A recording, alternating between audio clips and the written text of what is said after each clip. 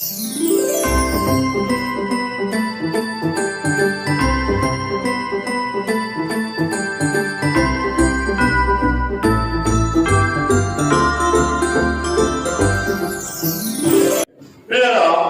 వర్షంలోకి వెళ్దాం.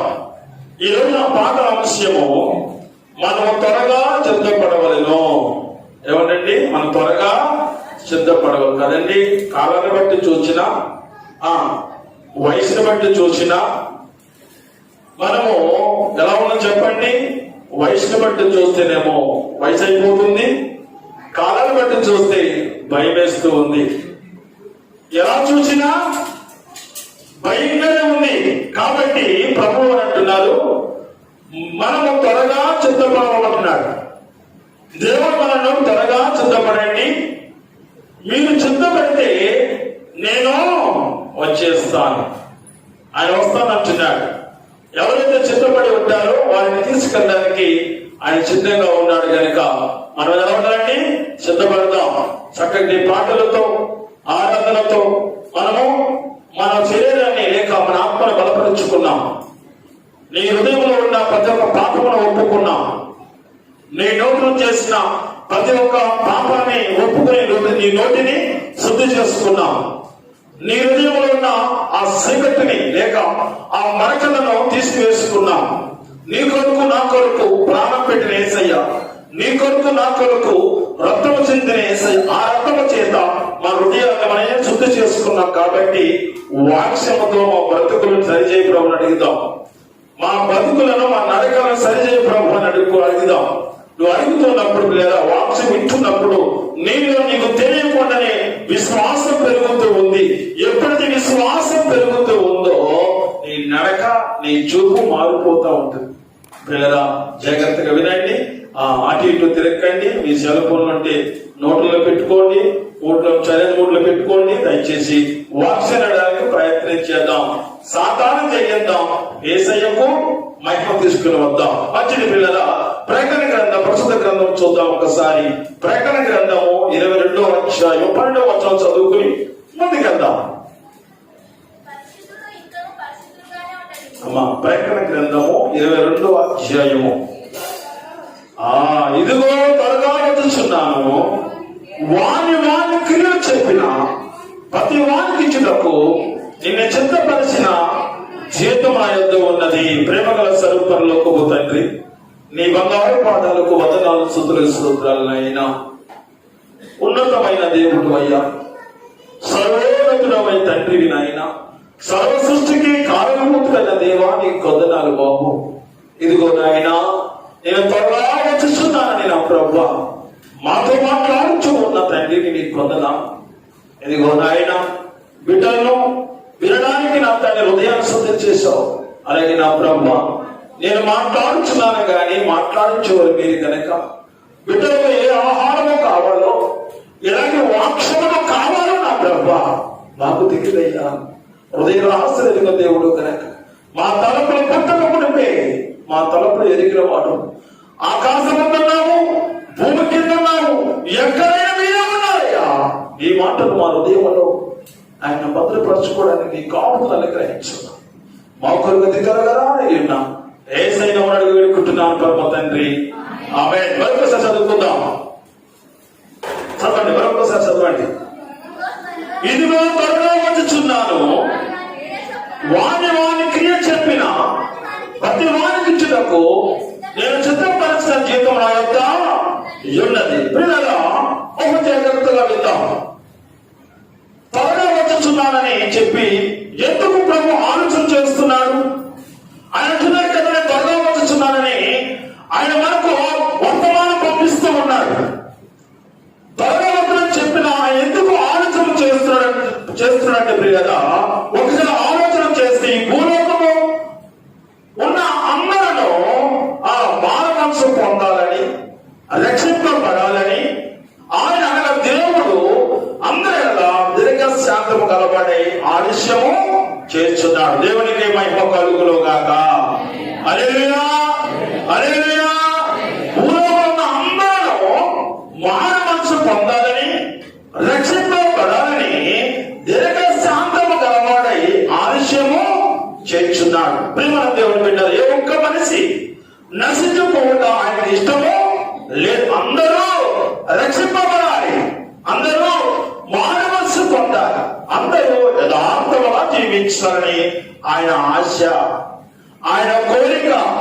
కాబట్టి ఆయన ఆజ్ఞం చేస్తానికి ఈ కారణాలు. కాబట్టి పిల్లల చాలా మంది రాకడ ఆలస్యమవుతుందని, అలాగే పిల్లల ఇంకా ఎప్పుడు వస్తుంది, ఇంకా ఎప్పుడు వస్తుంది, దైవజనైన వారు చెబుతూనే ఉన్నారు, ఇదిగో త్వరగా వచ్చుతున్నారని ప్రభువారు చెబుతున్నారని మమ్మల్ని సిద్ధం చేస్తున్నారు. కానీ ఆయన రావడం లేదని చాలా మంది వేదన చేస్తూ ఉన్నారు. ప్రియమైన దేవుని బిడ్డలారా, వారు చాలా మంది వేదన చేస్తూ అవమానపరుస్తూ ఉన్నారు క్రైస్తవ బిడ్డలైన వారిని. ప్రియమైన దేవుని బిడ్డలారా, ఆయన ఆలస్యం ఎందుకు అవుతుందంటే ఏ ఒక్క నరుడు, ఏ ఒక్క మనిషి నశించుకోవటం ఆయన ఇష్టమో లేదు. ప్రతి ఒక్కరూ రక్షింపబడాలి. ఈ కుటుంబంలో అందరూ రక్షింపబడాలి, ఈ కుటుంబంలో అందరూ మానవలసి పొందాలి, ఈ కుటుంబం అందరూ బాప్తిసమో తీసుకో. ఆయన ఆలస్యం చేస్తున్నారు. కానీ ఆ ఆలస్యాన్ని చాలా మంది హేళనగా మాట్లాడుతూ ఉన్నారు. ప్రియమైన దేవుని బిడ్డగా పేతురు గారు రాసిన 2వ పత్రిక 3వ అధ్యాయము 3వ వచనం చదువుకుందాం ఒకసారి. పేతురు గారు రాసిన 2వ పత్రిక 3వ అధ్యాయం 3వ వచనం చదువుకుని ముందుకెళ్దాం. ఆ అంత్య దినములలో అపహాసకులు అపహరిస్తూ వచ్చి తన స్వక్రియ దురాలోచన నడుచుకొని ఉన్నారు. ప్రేమైన దేవుని బిడ్డలారా, మరొకసారి బాగా అర్థమైన 2 తీరు బైబిల్లో ఎందుకు మనము దేవుడు ఆలస్యం చేసినప్పటికీ మనలో ఉన్న అనేకమైన బిడ్డలైన వారు దేవుని ఎరుగుండి కూడా ఆయన రక్తము చేత కడగబడిన బిడ్డలే నామకాంత క్రైస్తవులుగా ఉంటూ వారి సొంత సక్రియ సొంత ఆలోచన చేత ఇదిగో నేను ఇలా సంపాదించాలి, నా బిడ్డలను ఈ విధముగా పోషించాలి, నేను ఈ విధముగా అనే దేవుడికి వెనకబెట్టి మన ఆలోచన ముందు పెట్టి ప్రియరా దురాలోచన చెప్పిన అంటే ప్రియరా ఎలాంటి నీ సక్రియ నీ సొంత ఆలోచన కలిగి ఏం చేస్తుంటే ప్రియరా మనము దేవునికి దూరం అవుతూ ఉన్నాం. ప్రియరా ఒక జాగ్రత్తగా మీరు గమనించినట్లయితే ఇదిగో ఆయన యానం చేస్తున్న అనేక మంది కూడా ప్రియరా ఆయన్ని, ఆయన రాకడను, ఆయన నామమును, ఆయన ఉన్నతమైన స్థానాన్ని కూడా చాలా మంది హేళనగా ఎగతాళిగా చేస్తూ ఉన్నారు. ప్రియమైన దేవుని బిడ్డలారా, మనం ఎన్నో సంవత్సరాలు బట్టి మందిరానికి వస్తూ ఉన్నాం, ఆయన గొప్పతనాన్ని తెలుసుకుంటున్నాం. అనేకమైన దేవుడి సన్నిధి రాకమునకు అనేకమైన కొండలెక్కాము, గుడ్డలెక్కాము, లోయలు దిగాము, మొక్కరాని చెట్టుకు మొక్కాము, మొక్కరాని రాజుకు మొక్కాము. ఎన్ని మొక్కినా ఎక్కడ ఉపయోగం లేదని, ఎక్కడైతే నిజమైన సజీవన దేవుడు ఉన్నాడో అది తెలుసుకుని ఆయన సన్నిధికి వచ్చాం. దేవునికి మహిమ కలుగును గాక. హల్లెలూయా, హల్లెలూయా. ఆయన సన్నిధికి వచ్చాం. కానీ పిల్లరా వాక్యం వింటూ ఉన్నాం, దైవజనం చెప్పుకున్న వాక్యాలు వింటూ ఉన్నారు. ఈ రోజు ఎలా ఉంది పరిస్థితి అంటే పిల్లరా, ఎప్పుడైనా వర్షము కురిసినప్పుడు చూచారా? వర్షము కురిసినప్పుడు మీరు చూచారా? ఊరుకుంటే మరి బాగా చెప్తారు, వర్షం ఎప్పుడు కుడుతుంది కదా, ఎప్పుడు చూద్దాం అంటుంది కదా అనంటే మాట. వర్షం వచ్చినప్పుడు అందరూ చూస్తూ ఉన్నారు. ఈ రోజుల్లో కూడా వాక్యాలు కూడా దేవుడు వాక్యాలు వర్షాలు కురిసినట్టుగా కురుస్తూనే ఉన్నాయి. టీవీల్లో, యూట్యూబ్లో ఎలా ఉందంటే వర్షము కురుస్తున్నట్టుగా, వర్షాలు కురుస్తున్నట్టుగా వాక్యాలు ఎంత ప్రతి దైవజన వాక్యాలు చెబుతూ ఉన్నారు. ఎంతమంది మారుతున్నారు నాకు గమనిస్తాను లేదు. ఎంతమంది మారుమతి పట్టుతున్నారు, ఎంతమంది దేవుడి సన్నిధిలో యథార్థం కలిగి ఉన్నారు, ఆయన కొరకు ప్రాణం పెట్టే విశ్వాసులుగా మారుతున్నారా? దేవుడి మీద గమనిస్తూ ఉండాలి. దేవుడితో సన్నిధిలో కూర్చున్న మనము దేవుడు ఏమై ఉన్నాడో తెలుసున్న మనకి, ఆయన గొప్పతనం ఏమైందో తెలిసిన మనకి, మనం ఏమై ఉన్నాం కూడా మనకు కూడా తెలియాలి. మనం ఏ విధంగా దేవుడిని ఆరాధిస్తున్నామో, దేవుడు ఏ విధంగా ఆయనతో మనం సావాసం చేస్తున్నామో మనం గమనిస్తూ ఉండాలి. దేవుని యందు దేవుని సన్నిధిలో ఉంటున్న మనము పిల్లరా ఎలా ఉండాలి అంటే పిల్లరా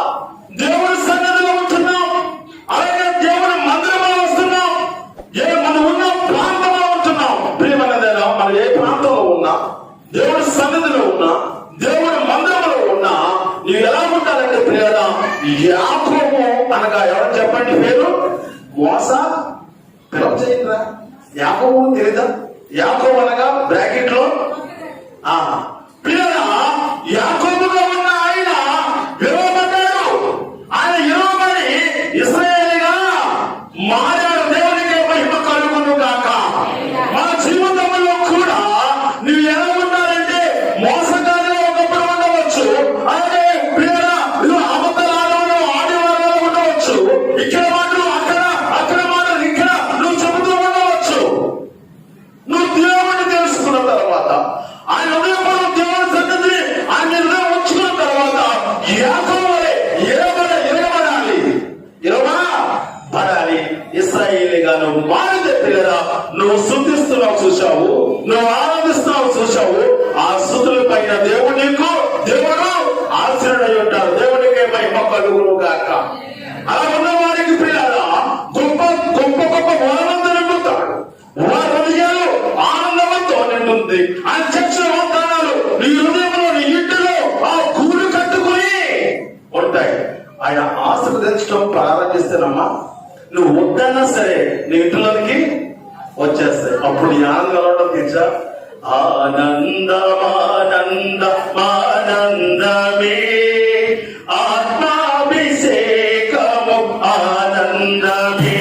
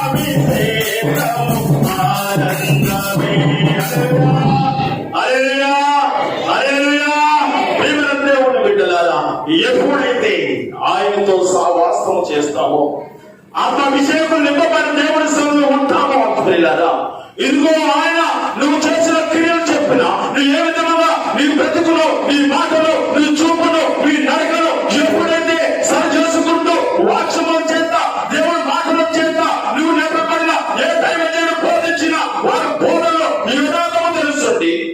ఆయన ఏ విధంగా బోధించిన జీవ గ్రంథం వాక్యాన్ని బోధిస్తున్నారు. కాబట్టి ఇదిగో చెరువు ఒకటే.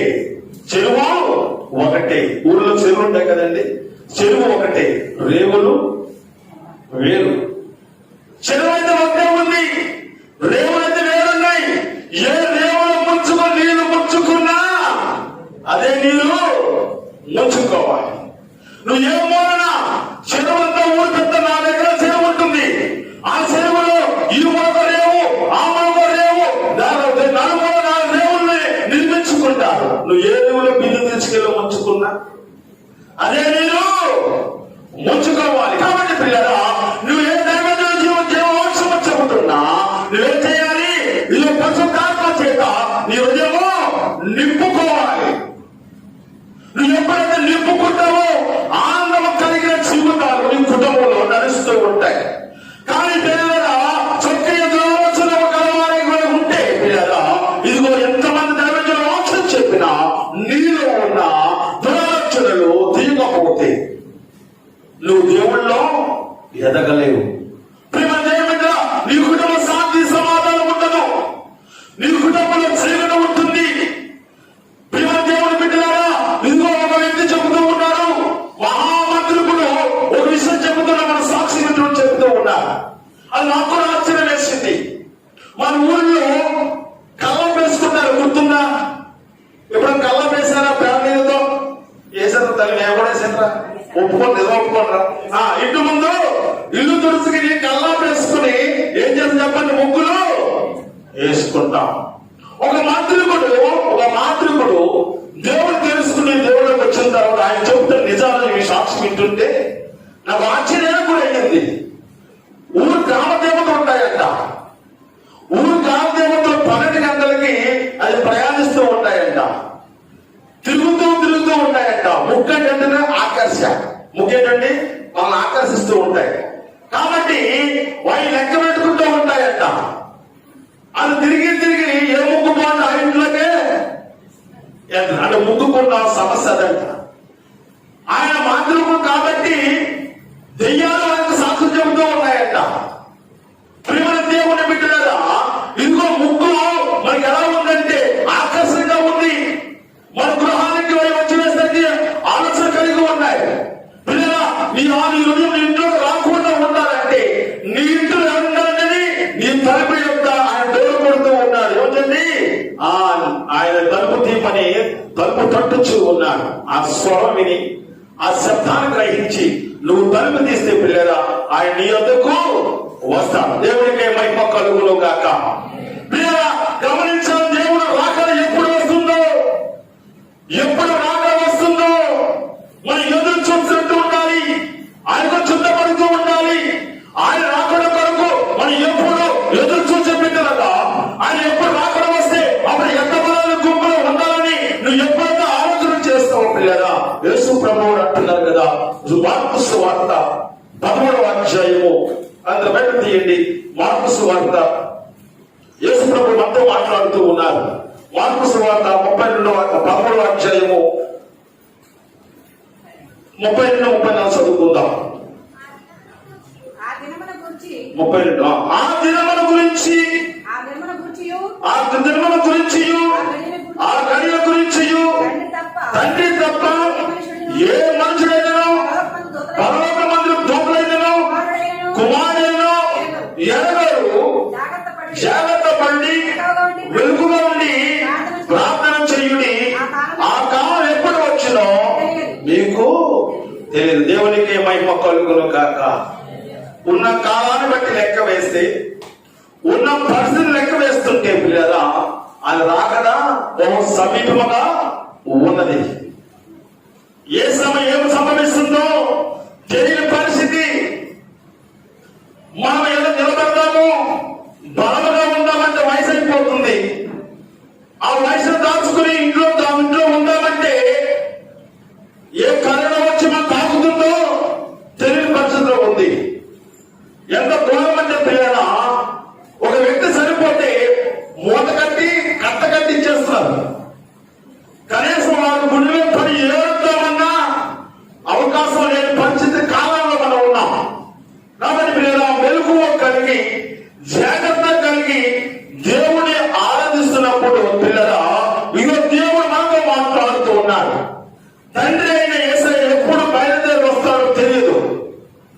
మన తండ్రి అయిన యేసయ్య ఆయన ఎప్పుడు బయలుదేరి వస్తాడో మనకు తెలియదు కనుక మన ఎలాగాని మెలకువ కలిగి నూనెతో సిద్ధముగా ఉండాలి. పిల్లల తండ్రి అయిన దేవుడు ఆయన ఎప్పుడు వస్తాడో మనకు తెలియదు. కాబట్టి మెలకువ కలిగి నూనెతో సిద్ధముగా ఉండాలి. దేవునికి మహిమ కలుగును గాక. నూనెతో నూనె అంటే పరిశుద్ధాత్మకు సాదృశ్యమై ఉన్నది. దేవుని కదా నూనె అనగా పరిశుద్ధాత్మకు సాదృశ్యమై ఉన్నది. చుట్టపాటు గలవారు పరిశుద్ధాత్మ కలిగి ఉండరు. పరిశుద్ధాత్మ లేకపోతే ఆత్మజ్యోతి మీలో వెలగబడదు. ఎందుకంటే పిల్లల మనం ఎదుగున్న కొలది లోతైన ఆత్మీయ మార్గాలు నేర్చుకుంటూ మన తప్పు అడుగులను స్థిరపరచుకోవాలి. తెలియనప్పుడు చిన్న అడుగులు వేస్తూ ఉంటాం. కాబట్టి మనం ఎదుగున్న కొలది దేవుడు ఎదుగుతున్నాం, దేవుడి సన్నిధిలో ఎదుగుతున్నాం. ఆయన సన్నిధి ఎలా ఉండాలో, దేవుడితో ఎలా సావాసం చేయాలో, దేవుడి దగ్గర ఏ విధంగా నడవాలో, ఆయన సన్నిధి ఏ విధంగా ప్రవర్తించాలో, ఆయన సన్నిధి మన హృదయంలో లేక మన ఇంట్లో ఎలా ఉంచుకోవాలో మనం ఎదుగుతున్న కొలది నేర్చుకుంటూ ఉండాలి. పిల్లలా నువ్వు నేర్చుకున్న దానిపై ఉండాలి, నేర్చుకున్న వారిపై మీరు ఉండాలి. అలా ఉన్నప్పుడు పిల్లల ఇదిగో చిత్తపాటు కలిగి నీవు నూనెతో నువ్వు సిద్ధపాటు కలిగి ఉంటే నీ ఆత్మజ్యోతి నీలో నుండి ఆరిపోదు, వెలిగింపబడుతుంది. దేవునికి మహిమ కలుగును గాక.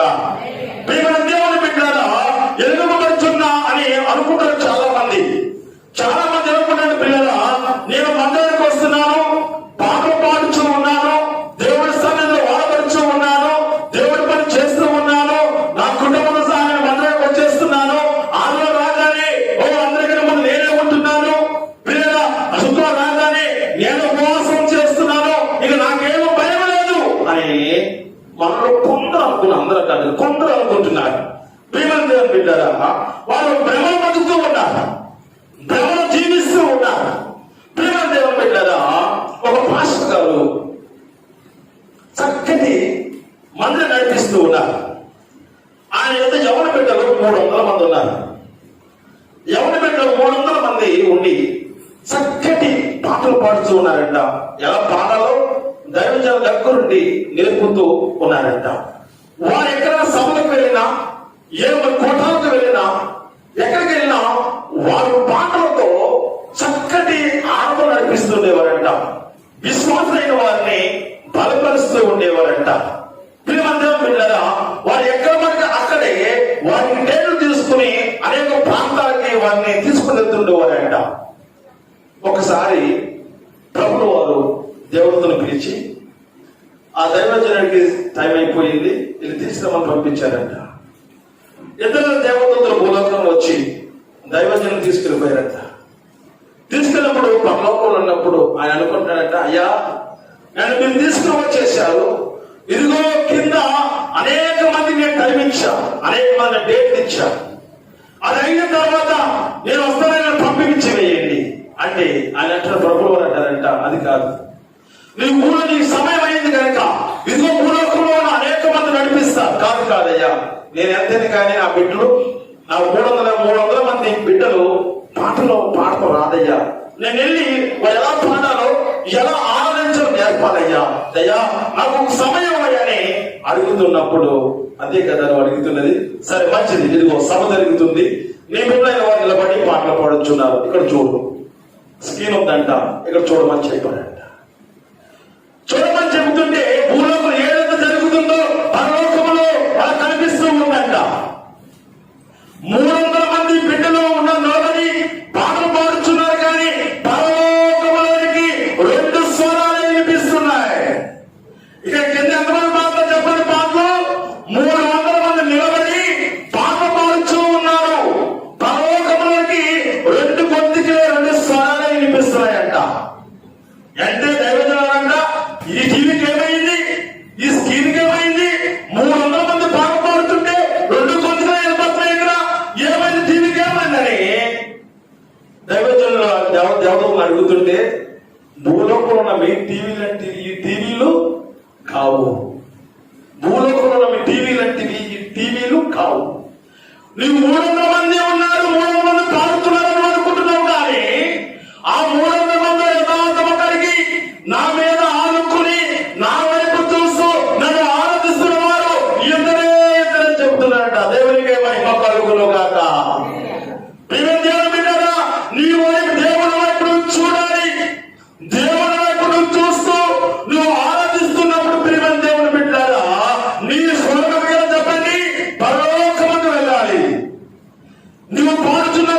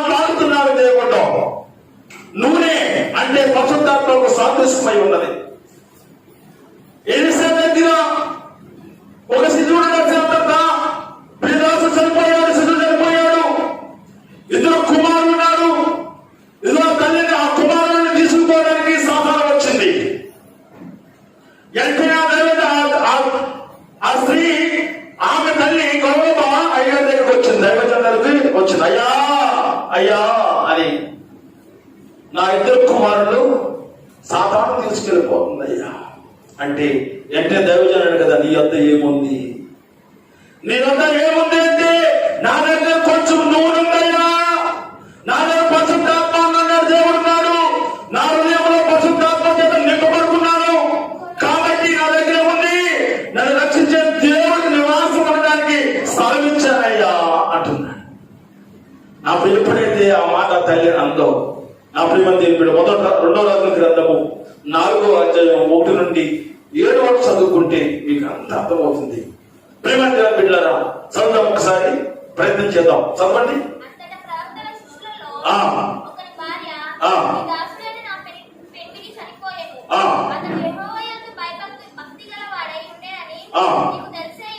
తెలిసి ఉన్నది. ఇప్పుడు అప్పుల వాడు నా ఇద్దరు కుమారుడిని దాచుకునేటప్పుడు నన్ను పట్టుకుని పోవటకు వచ్చి ఉన్నాడని ఎలీషాకు మొరపెట్టగా దేవునికి మహిమ కలుగుగాక. మరి ఎవరికి మొరపెట్టాలి చెప్పండి? దేవునికి మొరపెట్టాలి. నువ్వు ఎప్పుడు దేవుడికి మొరపెట్టావో, ఎప్పుడు నీ నూనె, నీ పరిశుద్ధాత్మ కలిగిన నూనె నీ హృదయంలో ఉంటే దైవజనులతో లేక దేవుడితో మొరపెడుతూ ఉంటావు. ఆ ధైర్యమే నీకు లేకపోతే, ఆ పరిశుద్ధాత్మ నీ హృదయంలో లేకపోతే ప్రియులారా, నీ దేవుడు చెప్పండి, ఆత్మజ్యోతి ఆరిపోతుంది. ఆరిపోగానే శివుడు వచ్చేస్తుంది. శివుడు రాగానే దురాత్మ వచ్చేస్తాయి. శివుడు రాగానే ఇంట్లో మనశ్శాంతి లేకుండా అనేక ఆత్మ నీ హృదయంలోకి వచ్చి నీ కుటుంబాన్ని కలిపిని చేస్తూ ఉంటాయి. నీ బిడ్డ నీ మాటిండ్రు, బిడ్డలా నీ భార్య నీ మాటిండును, నీ భర్త నీ మాటిండు. ఎవరితో మాట్లాడిన సమాధానం కలిగి ఉండము, ఎవరితో మాట్లాడినా అతని జవాబు చెప్పని వారికి విమర్శలే వస్తుంటాయి. కాబట్టి లేదా నీ హృదయంలో, మన హృదయంలో ఎవరో చెప్పండి, నూనె పరిశుద్ధాత్మ కలిగి ఉండాలి. ఎప్పుడైతే సాతాను ఇద్దరు బిడ్డలు తీసుకుపోతుందో దేవునికి లేక ఎలీషా గారికి మొదలుపెట్టింది. ఎప్పుడైతే మొదలుపెట్టిందో నీ వద్ద ఏముందో తెలియదు గారు, నా దగ్గర కొంచెం ఉంది. అయితే కాలింకుండలైన వారిని తీసుకెచ్చుకో. నువ్వు ప్రార్థన చేయడానికి అనేకమైన ఇదిగో నీకు నమ్మకస్తులైన వారిని, కొన్ని ఆత్మలో కొన్ని విశ్వాసం తీసి తెచ్చుకో. నువ్వు మోకరించు, నువ్వు ప్రార్థన చేసుకో. నీ కుండలని నిండిపోతే పరలోకంలో కూర్చొని నేను కదిలిపబడతాను, నీ కుమారుడికి మీ సమస్యలకు విడుదల అనుగ్రహిస్తానంటున్నాడు దేవుడు. దేవునికి మహిమ కలుగును గాక. హల్లెలూయా, హల్లెలూయా. నా ప్రియమైన దేవుని బిడ్డలారా, మొదటిగా నీ హృదయం ఏమంటా చెప్పండి, పరిశుద్ధాత్మ కలిగిన నూనెతో నిండుబడి ఉండాలి. నీ హృదయంలో పరిశుద్ధాత్మ నింపబడితేనే కదా నీ మోకాళ్ళు వండుతాయి. అనేక మంది పిలుచుకుని, బాబా నాకు ఈ సమస్య ఉంది, అయ్యా నాకు ఈ సమస్య ఉందయ్యా, నా కొరకు ప్రార్థన చేయండి అయ్యా అని అడగడానికి అవకాశం ఉంది. నీ హృదయంలోనే ధైర్యం లేకపోతే, నీ హృదయంలో పరిశుద్ధాత్మ లేకపోతే నీవు ప్రార్థన చేయడానికి ఆలోచనే రాదు. కాబట్టి తల్లికి నా కొంచెమే నూనెందయ్యా, నా బిడ్డలు సాధారణ వెళ్ళిపోతున్నాడు, వారు లేకపోతే నేను బ్రతకలేనయ్యా, నన్ను పోషించేవాడు లేడయ్యా అని చెప్పినప్పుడు ఇదిగో నీతో కొందరు తెచ్చుకోమన్నాడు. కొన్ని కుండలు తెచ్చుకోమని. ఏమండి? ఖాళీ కుండలు. ఎప్పుడైతే ఆ మహాభక్తుడు ప్రార్థన చేశాడో అంటే ఏమని చెప్పండి, కుండలన్నీ నిండిపోయాయి, వాళ్ళ సమస్య కూడా తీరిపోయింది. దేవునికి మహిమ కలుగును గాక. ఇదిగో ఆయన వస్తానని వర్తమానం పంపించాడు దేవుడు. కన్నికైన వారు వారి రాకడ కూడా సిద్ధపడుతూ ఉన్నారు. ఇదిగో కొందరు స్త్రీ దగ్గర అయితే నూనె కలిగిన పరిశుద్ధాత్మతో నింపబడి ఉన్నారు. కొందరేమో చెప్పండి అంతంత మాత్రం నామకార్థంగా జీవిస్తున్న బిడ్డ అయితే కొన్ని గుంపు ఉన్నాయి. ఇక్కడ 2 గుంపులు ఉన్నాయి. ఒక గుంపు అయితే ఆయన ఎప్పుడు వచ్చినా నేను ఎందుకు వెళ్ళిపోతాను, ఆ వేగం ఎక్కేస్తాను, దేవుడితో కలిసి నేను కూడా శుద్ధిస్తానని సిద్ధపట్టు కలిగిన కొందరు కన్యకులు సిద్ధంగా ఉన్నారు. కొందరు కన్యకులు అయితే పిల్లలు ఇదిగో ఆయన ఎప్పుడో రాని చెప్తూనే ఉన్నారు. దైవజనులైన వారు, అనేక దైవజనులైన వారు వర్షం కురిసినట్టుగా ఇదిగో వాక్యాలతో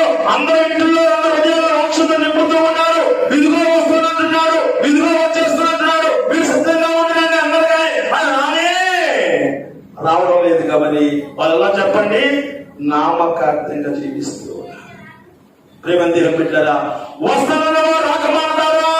ఆయన వస్తానన్న వారు వచ్చారు. సిద్ధపడిన వారిని వెంటనే వారిని తీసుకుని వెళ్ళిపోయారు.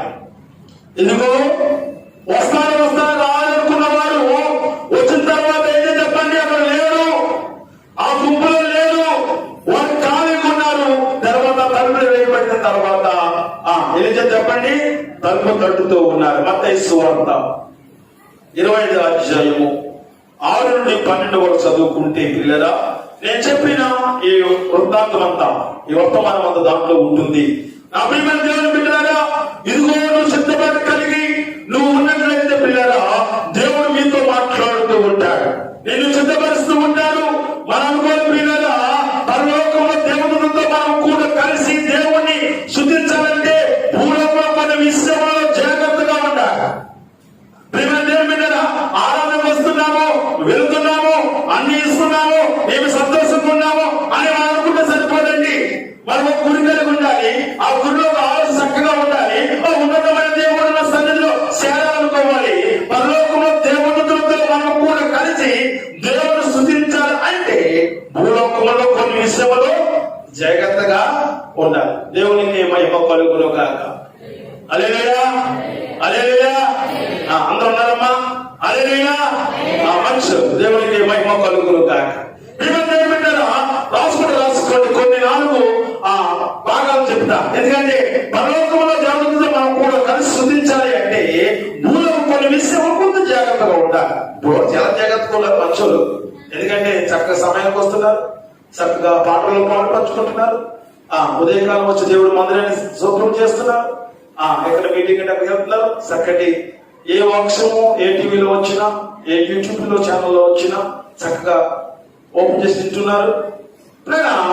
ఆ వాక్యాన్ని మీ హృదయం భద్రపరుచుకున్నా లేదో చూద్దాం. ప్రియమైన మొదటి మాట, రక్షణ వస్త్రం ధరించుకోవాలి. మొదటి ఏంటంటే పిల్లరా, దేవునితో కలిసి పరలోకంలో స్తుతించాలి అంటే భూలోకంలో సజీవులుగా ఉన్న మనము, శరీరంతో కలిగి ఉన్న మనము వారి దేవునితో మనం స్తుతించాలంటే కొన్ని ఇక్కడ అలవాటు చేసుకోవాలి. ఒకటి పిల్లరా, రక్షణ వస్త్రం ధరించుకోవాలి. 2, అర్పణతో దేవుణ్ణి ఆరాధించాలి. అర్పణ ఏంటయ్యా? అర్పణ అంటే ఏంటి అనుకుంటారా? అర్పణ తీర్చి అర్పణ అంటే ఏది ఇచ్చినా అప్పుడు పాత నిబంధన కాలంలో యెరూషలేము దేవాలయంలోని ఆయన దూపం చేస్తూ ఉండేవారు. కొన్ని గొర్రెలు మేకలు కలిగి తెచ్చి అర్పణ. అలా మరి కొత్త నిబంధనకు వచ్చినప్పుడు ఏం చేయాలి? అర్పణ కలిగి నీకు కలిగిన విషయంలో, నీకు కలిగిన భాగాలలో దేవునికి ఇవ్వడానికి